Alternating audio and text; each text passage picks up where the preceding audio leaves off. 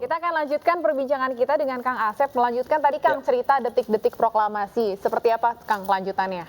Ya, jadi memang proklamasi itu kolaborasi antara pemuda dan golongan tua gitu ya. Para pemuda yang usianya belasan 20-an tahun, nah kemudian dengan Bung Karno yang usianya udah 40 tahun. Seusia saya lah waktu itu Bung Karno. Ya. Nah, yang menarik dari proklamasi disiapkan ya, dibahas itu dini hari. Ya, dan itu proses sampai dari jam 12 malam sampai jam 3 pagi, dan jam 3 itu kemudian mereka sahur ya, mereka sahur dengan nasi goreng, sarden, telur dan roti ya. Jadi itu kan karena rumah laksamana, seorang laksamana muda ya, dan dia bintang 2. Kemudian yang memasaknya itu adalah kepala rumah tangganya gitu ya. Nah, jadi jam 4 mereka pada pulang. Kenapa proklamasi jam 10? Karena mereka belum pada tidur. Jadi mereka minta waktu dulu untuk pada tidur dulu gitu. Jam 10 aja ya, nanti di rumah saya kita akan bacakan proklamasinya katanya. Nah, tapi setengah 9 Bung Karno itu kan tidak puasa ya, karena sedang sakit, beliau demam. Ya, kalau dulu disebutnya penyakit malaria ya. Gitu. Jadi penyakit karena iklim tropis gitu. Dan Bung Karno ini kena malaria dan beliau habis minum obat demam gitu ya. Jadi pada saat membacakan proklamasi kondisi Bung Karno sedang sakit gitu. Dan kenapa juga jam 10 gitu ya? Karena memang ya itu tadi, Bung Hatta orang yang tidak pernah terlambat dalam hidupnya ya. Bung Hatta ini orang yang sangat tepat waktu. Perjalanan dari rumahnya kurang lebih 5 menit ya ke Tugu itu. Jadi beliau berangkat sekitar jam 10 kurang 10 menit ya. Gitu. Dan sampai sana itu memang last minute. Dr. Muwardi ya itu asistennya Bung Karno itu maksa, Bung udah sekarang aja bacakan proklamasi, nggak usah nunggu Bung Hatta katanya. Kalau Bung mau bacakan proklamasi silakan, saya tetap akan menunggu Bung Hatta. Jadi Dr. Muwardi suruh bacain gitu. Gak ada yang berani kan, ya udah kita tunggu. Emang Bung Hatta tiba-tiba datang kan jam 10 kurang 2-3 menit lah gitu. Jadi memang udah last minute, semua orang udah gemuruh di luar nunggu. Dan yang menarik, suara proklamasi Bung Karno itu bukan saat tahun 45, tapi itu 6 tahun kemudian itu direkam ulang. Tadinya nggak ada rekaman kita. Tahu nih kita. Foto itu pun foto terakhir. Kita nggak ada video, ya hanya foto, dan itu pun foto terakhir. Makanya nggak ada foto setelah itu. Ya boro-boro ada foto ya semuanya dan aja. film kan gitu. Dan itu cuma satu roll. Jadi cuma satu roll itu beberapa. Saya punya sekitar 17-18 foto ya sebelumnya, dan itu pembacaan itu terakhir. Jadi nggak ada rekaman suara proklamasi. Nah, rekaman itu dilakukan atas inisiatifnya Yusuf Pronodipuro. Beliau ini pendiri Radio Republik Indonesia di studio RRI. Kan logikanya kalau proklamasi dibacakan gemuruh dong masyarakat, betul. Suara ya ramai gitu, ada suara-suara. Ini kan hening ya. Nah, ini itu di studio. Gitu. Artinya waktu pembacaan teks proklamasi jam 10 itu yang kemudian sampai sekarang dijadikan waktu dimulainya upacara. Betul, ya, upacara peringatan detik-detik proklamasi. Coba kalau proklamasi jam 7 kita jam 7 kan. Saya baru mau ngomong ini, kalau upacara jam 7 kita berarti mulai program jam berapa ya? Jam 4 subuh kan. Pagi ya. Nah, sama dulu juga kan, makanya nggak pada tidur. Jadi orang-orang ini terutama yang nanti kita proklamasi nggak ada penentuan. Jadi siapa nanti bagian apa gitu nggak ada. Itu tuh cuma dari mulai persiapan pembacaan proklamasi gitu ya, sama sambutan, cuma 3 acara. Nggak ada nyalain meriam, nggak ada gitu ya. Jadi zaman dulu, dan pengibaran bendera juga cuma dilakukan hanya oleh dua orang ya. Si SK Trimurti yang megang bendera, yang ngerek ya Latif. Nah, lagu Indonesia Raya memang dinyanyikan di sana dan tidak ada marching band ya, hanya suaranya saja.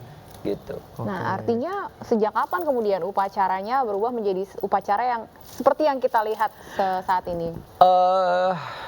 Terutama memang sejak tahun 60-an. Jadi di tahun awal 60-an Bung Karno menginisiasi berbagai kegiatan, salah satunya ada Paskibraka, itu udah mulai ya. Dan paling kerennya ya pada saat zaman Orde Baru sebenarnya. Jadi di zaman Orde Baru lah kita kemudian tercipta upacara seperti hari ini. Dan di zaman Pak Jokowi sebenarnya tercipta dengan nuansa kemerdekaan yang meriah ya, yang memunculkan gagasan tentang keberagaman Indonesia. Kenapa? Karena proklamasi dihadirkan ya, diwujudkan oleh wakil-wakil bangsa Indonesia. Makanya kan Bung Karno berpidato, kami bangsa Indonesia menyatakan dengan ini kemerdekaannya. Hal-hal yang mengenai pemindahan. Nah, ini kan bukan pembentukan ya. Pembentukannya dicoret loh di naskah. Pemindahan. Jadi pemindahan kekuasaan dari Jepang ke Indonesia. Maka di situ yang merdeka adalah bangsanya yang lebih dulu. Negaranya kapan? Negaranya itu baru merdeka keesokan harinya. Karena di tanggal 18 Agustus keesokan harinya konstitusi kita disahkan, Undang-Undang Dasar 45, Pancasila di dalamnya termasuk. Dan yang paling urgent adalah Bung Karno dan Bung Hatta ditetapkan sebagai presiden dan wakil presiden. Itu di tanggal 18 Agustus. Jadi bangsanya merdeka lebih dulu, negaranya baru sehari kemudian. Gitu. Itu makanya di naskah proklamasi bukan atas nama bangsa Indonesia Presiden RI Soekarno, bukan. Wakil Presiden Soekarno-Hatta, karena bukan. belum ada. Ya. Mereka belum jadi siapa-siapa waktu itu kan. Hanya ketua PPKI, panitia persiapan Bung Karno ya. Kemerdekaan. Dan Bung Hatta wakilnya. Jadi sebenarnya yang mendeklarasikannya ketua panitia persiapan kemerdekaan itu yang menyusun.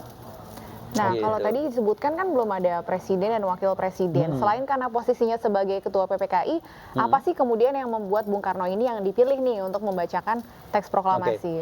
Bung Karno ini kan seorang orator, seorang pemikir. Jadi sejak tahun 30-an beliau sudah dikenal. Jadi ibaratnya usia beliau 30, ya, usia beliau 20 aja beliau sudah bikin partai. Ya. Jadi usia 26 beliau bikin PNI, Partai Nasional Indonesia. Usia 26 Bung Karno udah nggak ikut Kongres Pemuda. Ya, usia 26 itu kan berarti beliau beliau kan 1901 ya. Berarti tahun 1927 beliau usianya 26. Nah, 1928 usia beliau 27 tahun. Beliau nggak ikut kongres karena beliau udah senior. Beliau inilah yang justru mementoring orang-orang yang bikin kongres. Nah, yang bikin kongres usianya berapa? Belasan tahun. 17, 18, 19, 20-an.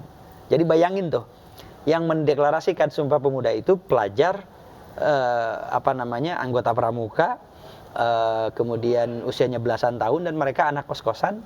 Dan yang paling keren, mereka mendeklarasikan Sumpah Pemuda di dalam kos-kosannya. Nah, dari Sumpah Pemuda ini 17 tahun kemudian lahirlah bangsa Indonesia. Nah, jadi yang menarik adalah dulu bangsa Indonesia tuh nggak ada loh, ya. Yang ada bangsa Minang, bangsa Aceh, bangsa Batak, ya, bangsa Sunda, bangsa Jawa. Bangsa Indonesia itu imajinasi, visi yang ada di kepala setiap anak bangsa. Makanya untuk bisa memahami itu, kita mesti paham sejarah dan budaya, ya kan? Jadi kalau nanti ada anak lahir, bayi, kemudian tidak diajarkan sejarah, ya dia nggak akan paham tentang visi Indonesia dong. Ya, karena Indonesia itu hanya ada di alam bawah sadar kita, gitu, seperti itu. Oke, jadi bangsa Indonesia itu juga adalah sebenarnya kayak istilahnya bentukan ide dari para pemuda ini. Para pemuda 1928 itu kan, kami putra-putri Indonesia mengaku bertumpah darah yang satu, tanah air Indonesia. Kami bangsa Indonesia, putra-putri Indonesia mengaku berbangsa yang satu. Nah, tadinya kan bangsa Aceh, bangsa Jawa itu. Betul. Itu mereka melebur menjadi satu. Nah, kemudian yang terakhir menjunjung bahasa persatuan, bukan bahasa yang satu loh, bukan. Karena kalau di bahasa yang satu nanti harus wajib bahasa Indonesia, tapi menjunjung. Nah, artinya bahasa daerah tetap harus dikuasai gitu, harus dipelajari gitu. Itu anak muda zaman dulu udah keren loh cara berpikirnya. Anak belasan tahun kos-kosan ngedeklarasi Sumpah Pemuda di dalam kos-kosannya. Luar biasa. Di kos-kosan mereka deklarasi. Sekarang anak umur belasan tahun di kos-kosan, ya. Ngapain? TikTokan. Jadi memang pemuda-pemuda kita zaman dulu tuh bisa menjadi contoh yang sangat baik dan juga bisa diikuti sama pemuda sekarang ya. Betul. Kang, ya, karena memang dengan visi yang sangat luar biasa dan sangat visioner lah tadi yang Kang bilang. Tapi untuk soal bahasa tadi kan bahasa persatuan bahasa Indonesia. Itu kan memang kalau bahasa Indonesia kan berasal dari berbagai macam serapan gitu ya. Betul. Ada yang dari Melayu, ada bahasa Arab juga. Nah, waktu itu kemudian bagaimana bisa kita punya bahasa Indonesia, standarnya seperti apa? Kemudian bagaimana punya KBBI itu kita mulai sejak kapan sih? Oke, jadi bahasa yang dulu menjadi lingua franca adalah bahasa Melayu, yaitu yang menjadi bahasa pengantar daripada komunikasi antara orang asing, penjajah gitu ya, dengan bangsa-bangsa yang ada di Nusantara. Memang dari sejak awal lingua franca, tetapi Indonesia menciptakan bahasanya sendiri sejak tahun 1928 itu. Jadi anak-anak muda lah yang kemudian punya inisiasi untuk membuat satu bahasa sendiri. Nah, bahasa Indonesia sendiri diambil dari bahasa berbagai bangsa, termasuk bangsa asing. Makanya kalau lu gue itu bahasa Tionghoa, Tionghoa. Ane ente itu bahasa Arab. Bahasa Arab. Nah, bahasa untuk menyatakan saya, Anda, aku, dan kamu, ya nggak ada kan, artinya orang Betawi itu menggunakan bahasa Cina dan bahasa Arab. Bahasa Arab. Nah, pengantin laki-laki orang Betawi itu Arab, ya, dari ujung rambut sampai ujung kaki. Yang cewek Cina. Cina, yang perempuan Cina gitu. Dan disinilah keberagaman Indonesia itu menarik. Gitu. Itulah disatukan kemudian dengan atas nama Indonesia dengan campuran berbagai macam budaya, baik dari baju, bahasa, dan yang lain-lainnya. Ya. Dan kita akan kembali jeda sejenak terlebih dahulu. Special event HUT ke-77 Republik Indonesia akan segera kembali, tetaplah bersama kami.